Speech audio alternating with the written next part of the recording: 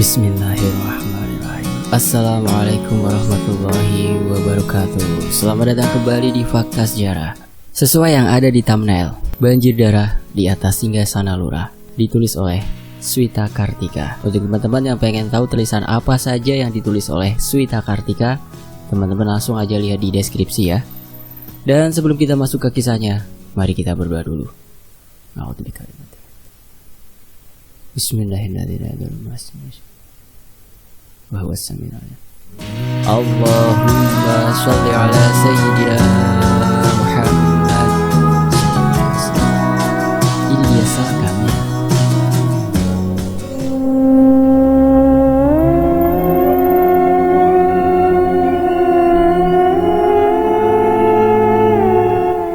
Wilayah Kumitir, tahun 1992. Malam itu, dikala hujan sedang deras-derasnya mengguyur bumi, 5 orang laki-laki yang kukenal sebagai perwakilan tokoh masyarakat datang bertamu menemui Bapak. Salah seorang di antaranya, Pak Jasuni, sangat kukenal karena cukup rutin hadir berjamaah maghrib di langgar Mbah Dullah. Di balik kerai pintu kamar tengah, aku dan Mas Topan menguping kepayahan sebab suara obrolan mereka tersamarkan gemuruh tirai air di luar sana. Satu-satunya yang berhasil kami dengar kemudian mengemuka menjadi topik diskusi pagi ini di atas meja makan. Bapak mau nyalon jadi lurah? Mas Topan, anak dari Pak D yang ikut keluarga kami sejak masih bayi itu membuka obrolan. Rencananya, sahut Bapak santai, kalau dapat dukungan dari tokoh desa yang lain nanti. Aroma segar sayur asam buatan ibu menyublim dan membaur dengan udara pagi. Namun, kesegaran itu gagal mengatasi kecanggungan yang menjelma di tengah suasana sarapan kali ini. Perkaranya, kami sadar, Bapak bukan tipe orang yang kuasa memimpin. Jangankan tampil di atas panggung, sekedar keluar untuk ronda atau kerja bakti saja seringkali mangkir dan meminta salah satu di antara anak-anaknya untuk pergi mewakili. Bapak sangat pemalu, gemar menjauhi keriuhan desa. Memangnya apa pertimbangan Pak Jasuni semalam sampai keluar gagasan melamar Bapak buat maju jadi kandidat lurah? Yo, mana Bapak tahu, Pan? Begitu santainya tanggapan itu, kami yang amat menuntut penjelasan lebih terpaksa menelan ludah misteri dan kebingungan. Ada sebuah upaya yang tertahan untuk membuat Bapak mempertimbangkan matang-matang permintaan orang-orang semalam. Secara garis besar, aku dan Mas Topan kurang setuju. Ada diskusi tanpa kata antara aku dan kakak angkatku itu, namun tak ada kemufakatan yang menjelma. Saat itulah ibu muncul dari dapur. Lambo yo dipertimbangkan lagi, Pak. Pak Jasuni dan yang lain kan semalam cuma melamar, masih berupaya membujuk saja, bukan menunjuk Bapak buat nyalon beneran. Lega rasanya ibu menyuarakan kecemasan kami tanpa diminta. Bapak menanggapi sambil terus menjalankan ritual sarapannya. Pak Jasuni bukan yang utama, Bu. Beliau sebagaimana 4 orang lainnya itu diminta langsung sama Mbah Manten, lurah kita yang 2 periode lalu, untuk mendukung aku supaya nyalon. Pasalnya sekarang ini cuma ada calon tunggal, Pak Ranto seorang. Lah memangnya kenapa kalau Pak Lurah Ranto nyalon lagi, Pak? Sambarku. Bukan soal itu, Bayu. Secara hukum gak boleh ada calon tunggal, mesti ada tandingannya. Maka dari itu Bapak diminta jadi tandingan Pak Ranto sebagai calon lurah kedua. Aku, Ibu, dan Mas Topan saling pandang. Sejauh yang kupahami, sampai detik itu kami masih belum bisa menyetujui persetujuan Bapak menerima lamaran Pak Jasuni dan yang lain, kendati itu merupakan mandat dari Mbah Manten yang terhormat. Masih ada waktu buat memutuskan, Pak, kata ibu. Dipikir masak-masak lagi ya, Pak. Mas Topan menggeleng-geleng seraya menelan kunyahannya. Intinya dari kami, kami nggak setuju Bapak nyalon jadi lurah. Bapak tak bereaksi. Pagi itu, kecanggungan di atas meja makan berlanjut hingga sore. Keputusan Bapak melawan pendapat kami bertiga sekarang, dan buahnya ada semacam emosi tak terjelaskan yang nampak pada air mukanya. Dan kemelut itu berlangsung hingga dari ditutup oleh azan maghrib dan lengkingan parau barisan burung gagak malam. Di sisi lain, di sebuah senja di penghujung hari Selasa, sepedaku melaju kencang menerobos semak yang memagari jalan pintas selatan desa, usai seharian memakan pelajaran SMP yang menjemukan. Mendung di langit sudah bersiap memuntahkan isinya. Aku harus segera sampai di rumah sebelum terguyur hujan.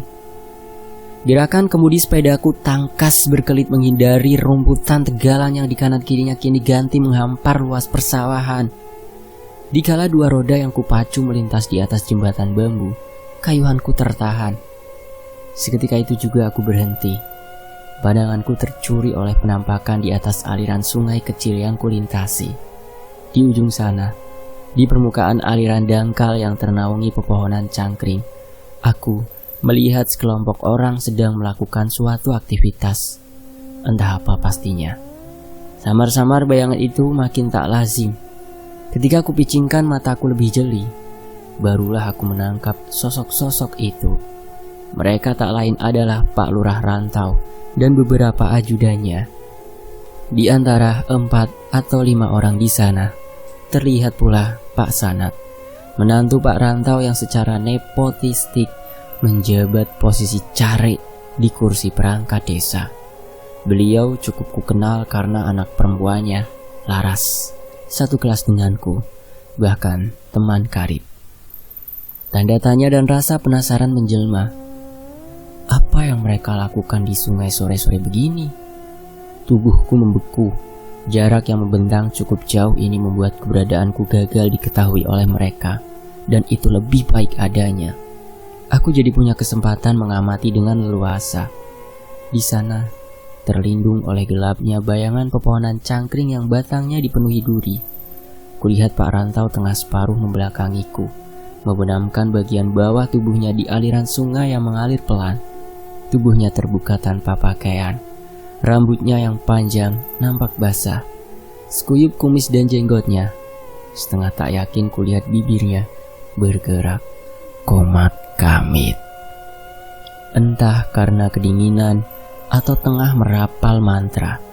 Sementara itu, di sekeliling beliau, beberapa orang berdiri saling bergandengan, membentuk lingkaran dengan Pak Lurah Rantau sebagai porosnya.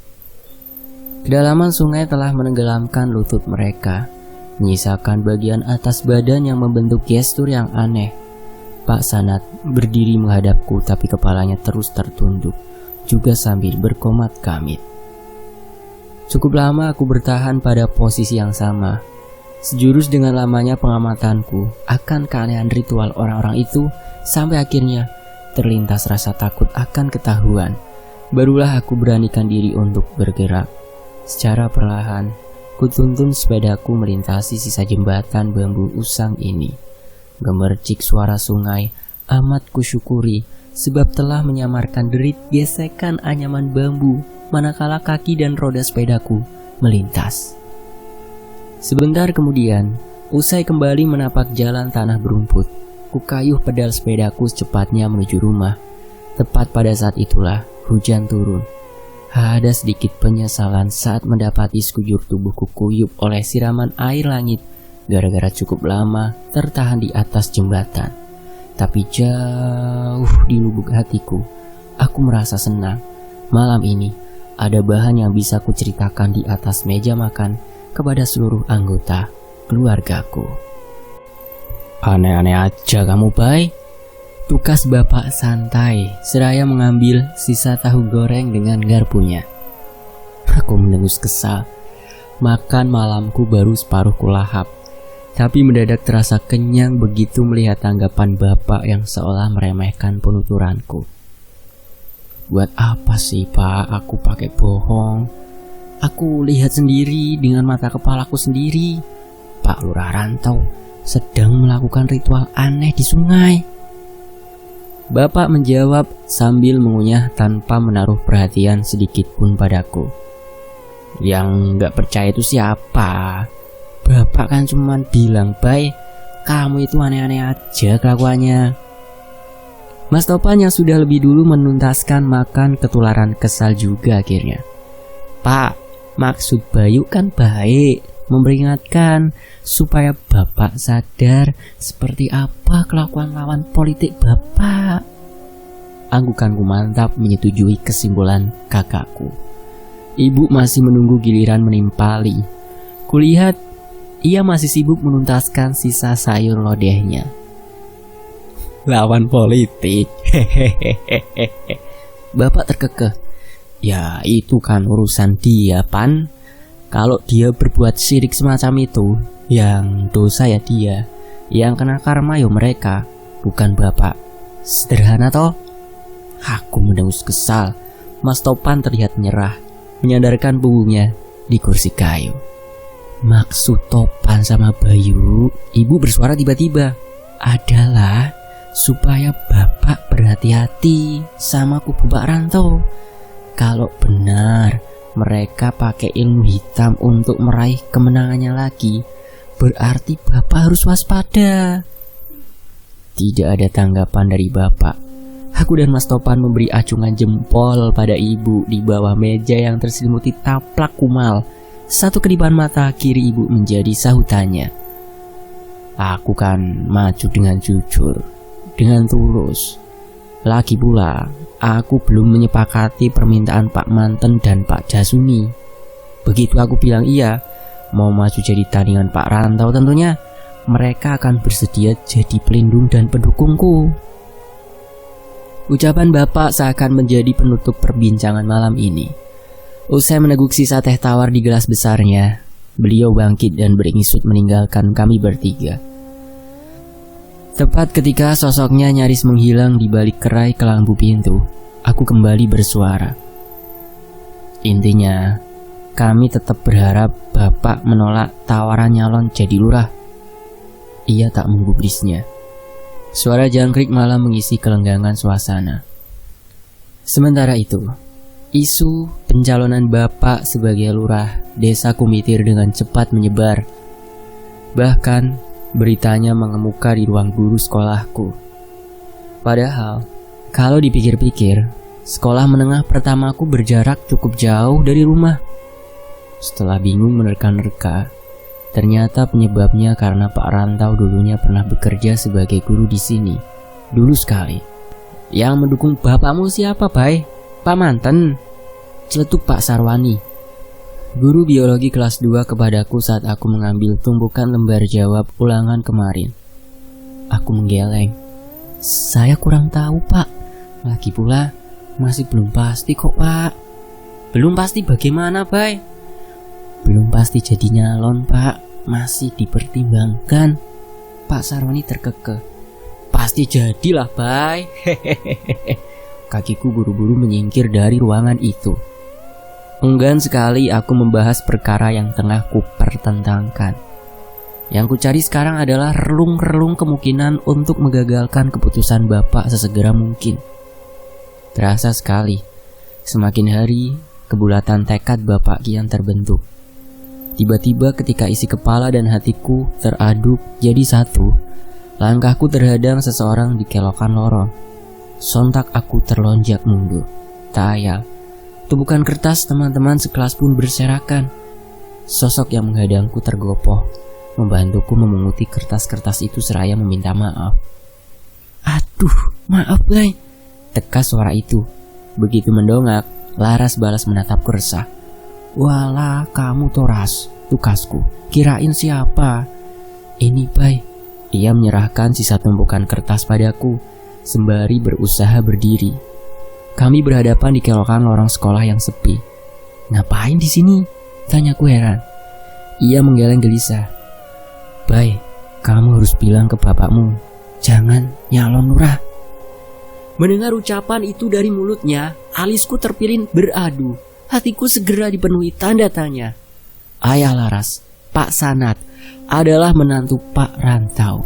Dengan kata lain, Di luar kemungkinan perseteruan politik yang akan terjadi, Laras adalah cucu dari calon lawang tanding di perebutan singgasana lurah. Melihat gelagatku yang agaknya dipenuhi kecurigaan, dia buru-buru mengoreksi ucapannya. Aku ngomong gini bukan soal apa-apa, Bay. Tapi kamu perlu tahu, Simbah itu orangnya klinik. Aku khawatir kalau bapakmu nyalon lurah, dia akan kena guna-guna. Refleks. Aku menempelkan telunjuk pada mulutku memohon secara gestural agar Laras memelankan suaranya. Dia pun refleks membekap mulutnya. Sosok Simbah dalam ucapannya barusan tak lain adalah Pak Rantau, lurah yang saat ini masih menjabat dan berkehendak memperpanjang masa jabatannya. Bapakku belum tentu nyalon kok, kamu ndak usah risau. Kupelankan suaraku hingga mendekati desisan. Tapi alih-alih menjawab, Laras menggeleng-geleng. Bapakmu itu udah nyalon, Bay. Kemarin sore itu bapakmu datang ke rumah Pak Manten dan menandatangani surat pencalonan dirinya. Aku tercekat. Ngarang kamu tahu dari mana, Ras? Dari keluargaku, Bay. Aku menguping. Bapakku dan beberapa orang di rumah ramai membahas cerita itu, kalau bapakmu sudah memutuskan untuk ikut kontes pencalonan lurah. Mataku memanas mendengar penjelasan Laras. Satu bukti telah terukir bahwa bapak menyembunyikan kenyataan ini dari keluarganya. Berbohong kepadaku, berbohong kepada ibu, dan berbohong kepada Mas Topan. Jelas ini mengejutkan, dalam konotasi yang buruk tentunya. Kata-kata Larasku pegang erat.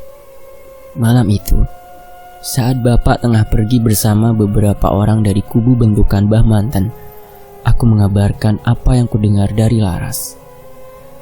Usai berita itu kuestafetkan, ibu terlihat cemas, seolah hendak menangis. Siapa yang nyana bapak bisa sampai berbuat semacam ini?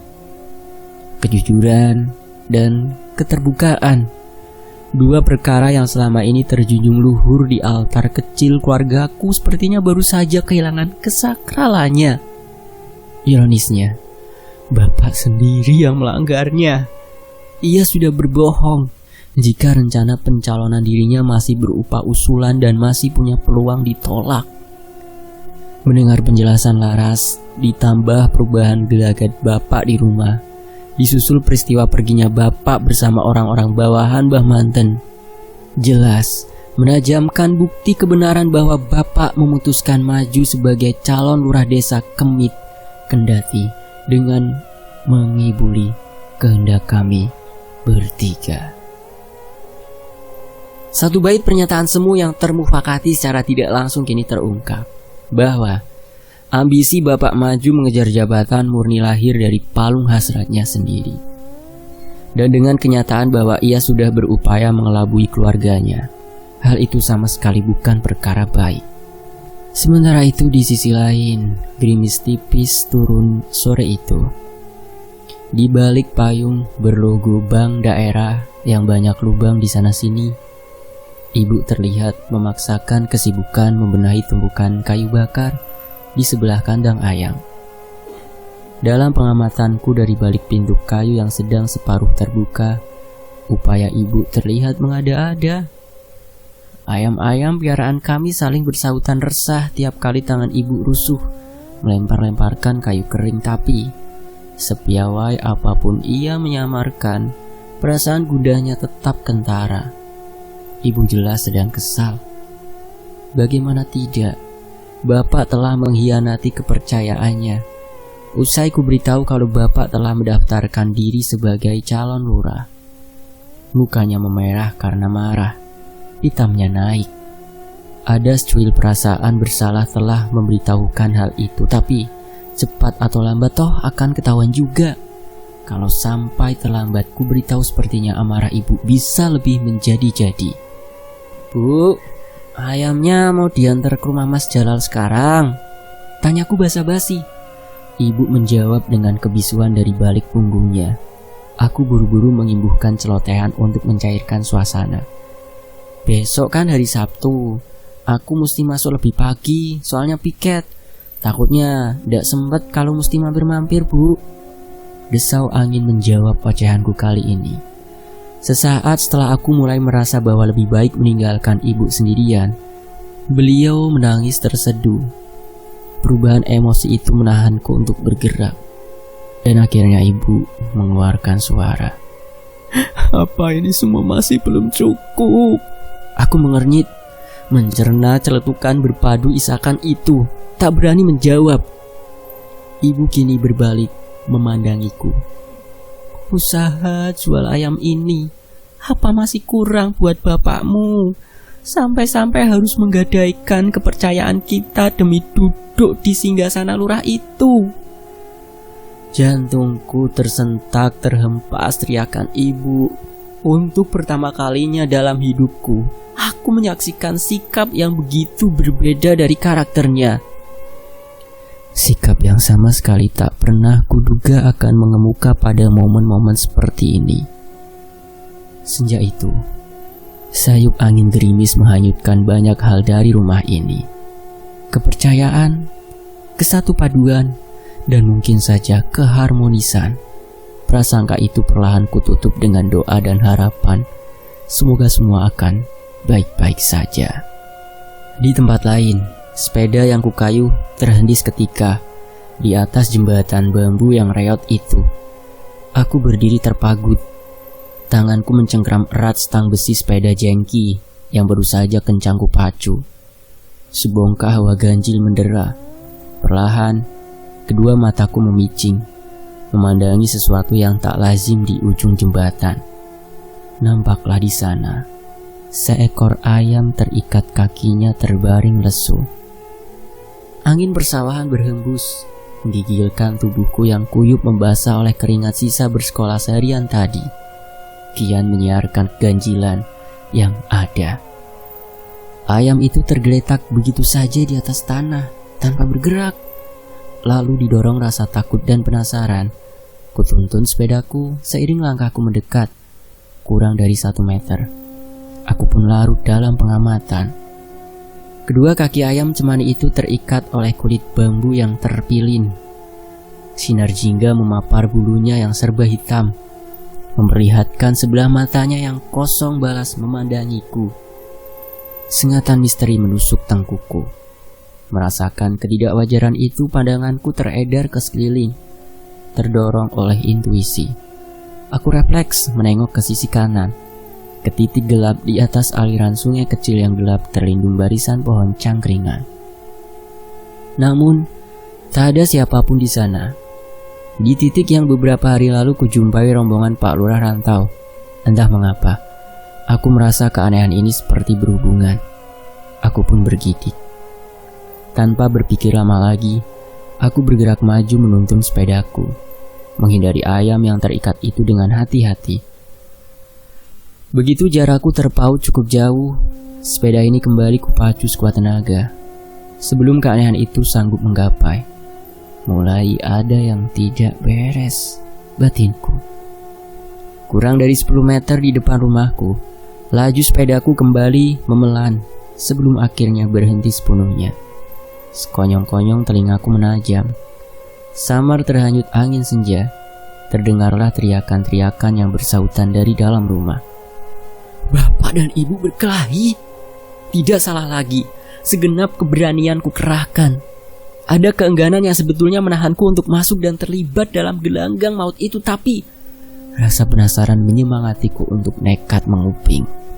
Dengan setengah berjongkok, aku maju bergerak memutar ke sisi kanan rumah, menuju ke semak bunga sepatu yang tumbuh sampai setinggi jendela rumah.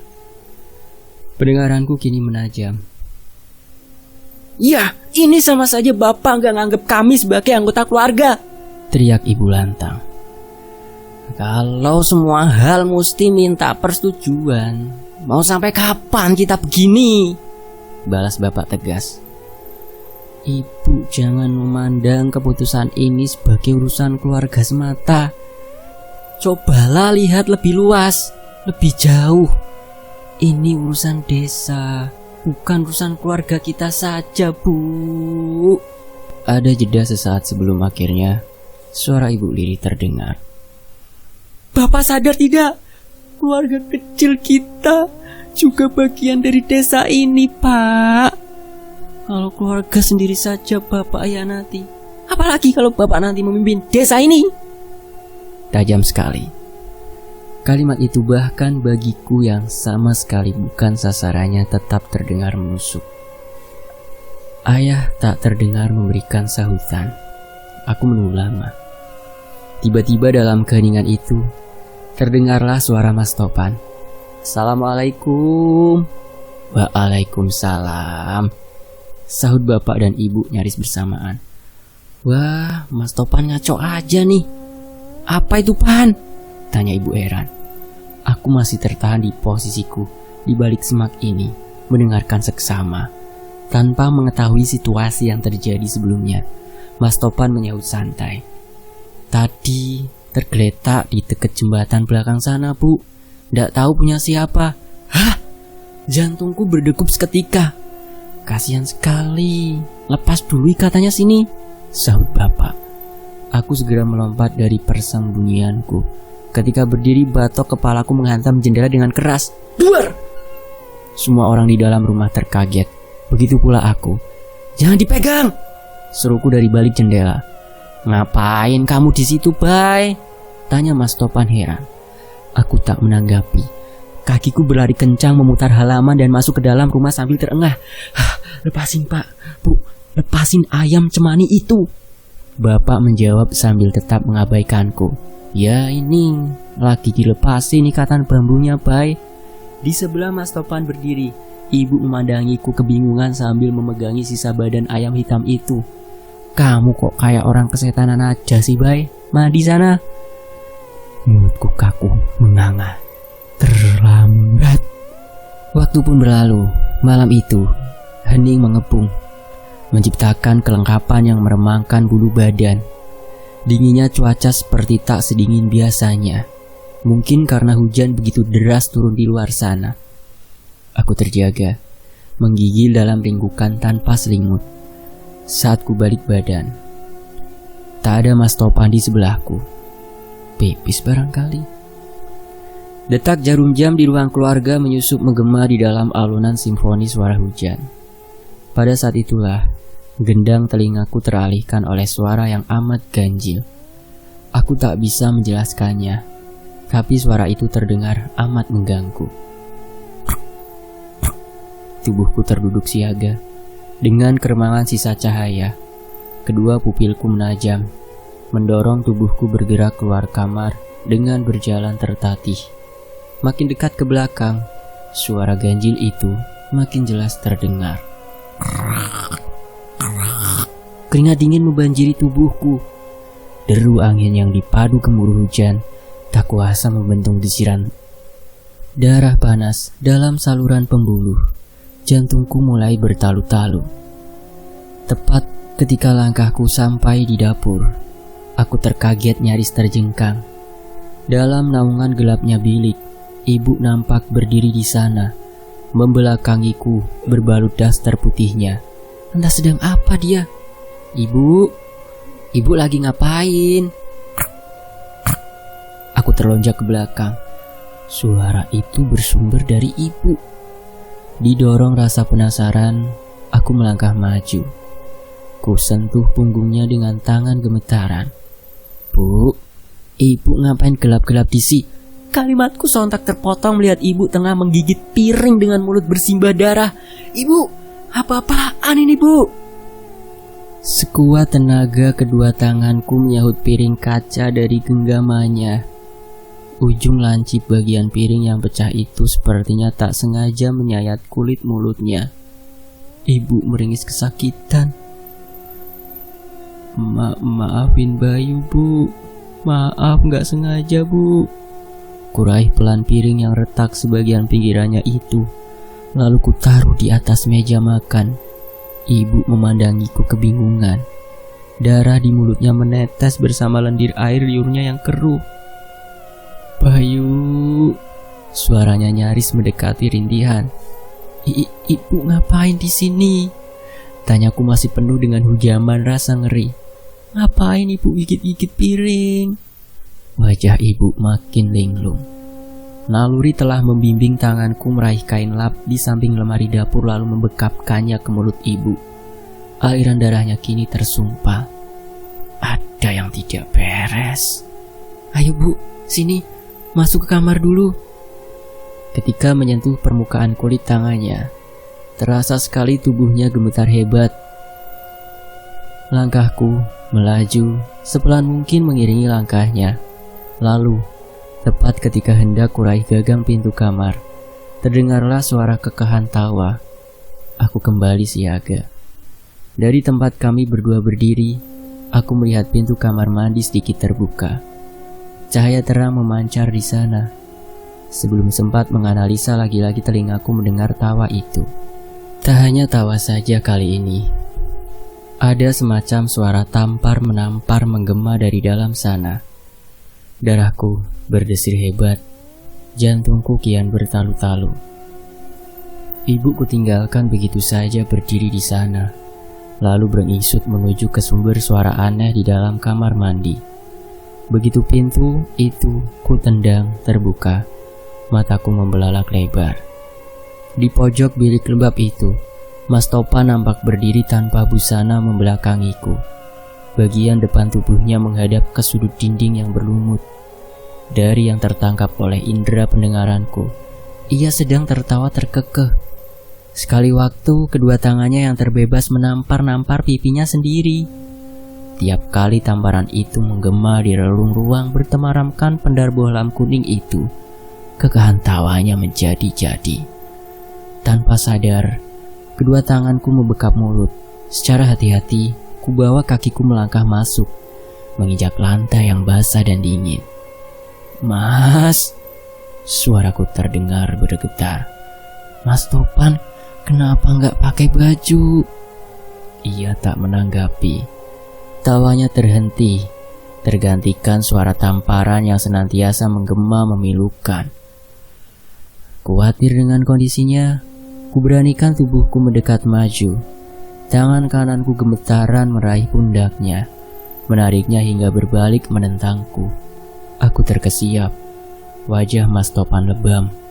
Kedua pipinya memar seperti usai dihajar orang sekampung. Sedang dari hidungnya mengalir darah merah pekat yang menetes-netes ke dadanya yang telanjang. Mataku bergerak mengikuti aliran darah itu. Begitu sampai di bagian bawah, aku nyaris memekik. Dari kemaluan kakakku, menetes darah bercampur nanah yang mengental. Semula aku meyakini kalau darah itu masih menyambung dari aliran darah hidungnya, tapi segera ku tepiskan. Darah yang keluar bersama nanah itu memang mengucur dari lubang kemaluannya. Ada apa ini? Apa yang terjadi? Belum juga usai deraan mistik itu, telingaku kembali mendengar suara-suara aneh yang lain dari sebelumnya. Dari balik ventilasi kamar mandi yang tembus ke halaman belakang, deru hujan disusupi suara-suara panik ayam piaraan kami. Entah ada dorongan apa, kakiku segera bergerak keluar, meninggalkan Mas Topan sendirian di kamar mandi. Keanehan pertama menyambutku. Pintu belakang telah terbuka. Air hujan disapu angin masuk, membanjiri bagian dalam rumah. Tanpa banyak berpikir, kuraih gagang pintu itu lalu sekuat tenaga menutupnya. Tepat ketika papan kayu itu hendak terkatup, mataku menangkap sosok ganjil di luar sana. Mataku seketika memicing, mengantisipasi kegelapan yang kabur oleh guyuran air hujan. Di ujung pengamatan itu, aku nyaris berteriak. Aku melihat Bapak tengah berlutut menggerogoti ayam cemani hitam yang digenggamnya sore tadi. Mengoyaknya dengan mulut. Kedua mata Bapak memutih. Wajahnya bersimbah darah ayam itu. Sedang pada giginya terjepitlah burayan usus yang merah pekat bercampur lendir. Dalam siraman deras hujan di tengah malam itu, Bapak tiba-tiba tertawa. Tertawa begitu parau dan mengerikan. Astagfirullahaladzim. Nanti kita sambung ke bagian berikutnya. Jangan kemana-mana, tetap di Fakta Sejarah. Oh ya, buat teman-teman yang udah mampir ke channel Cadangan Mimin, makasih banget ya. Dan buat teman-teman yang belum mampir, mampir dong, Mimin tunggu banget. Nah, itu di layar akhir tinggal disentuh saja. Dan saya pamit, wassalamualaikum warahmatullahi wabarakatuh.